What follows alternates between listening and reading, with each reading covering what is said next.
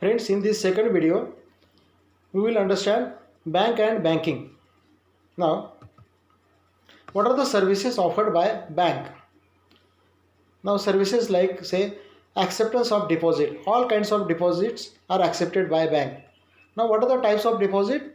Recurring deposit, short-term deposit, fixed deposit. These are some example of deposits. So, this is the services which is offered by a bank. Then second one is extending loan, sanctioning loan like say home loan, vehicle loan, education loan. There are several types of loan which are being supplied by a bank. This is also one of the service which is offered by a bank. Then remittance of fund, to remit fund from one place to another place, from one account to another account, is also one of the service, important service which is offered by a bank. Then collection of checks. Account holder can avail this service. Then letter of credit. Entrepreneur. This is one of the important service which is offered to the entrepreneur, letter of credit. So they can have the arrangement of their working capital. Then bank guarantee. This is also one of the service which is offered by bank by charging some commission. Now ATM services. I don't need to have any explanation of ATM services, how it is important and how this service is offered by a bank. Now this is also one of the service of a bank, ATM services. Now the next part we will try to understand, or we will try to understand the difference between retail banking and wholesale banking. Differentiate between retail banking and wholesale banking. What is retail banking? Now retail banking is the one where large number of small customers. The bank is having a huge number of customer, but the customer size is small, transactions are very small, is known as retail banking. Whereas in wholesale banking, small number of large customer. Now let me give the example. In retail banking, say for example, Mr. Ram has open account, is the example of retail banking.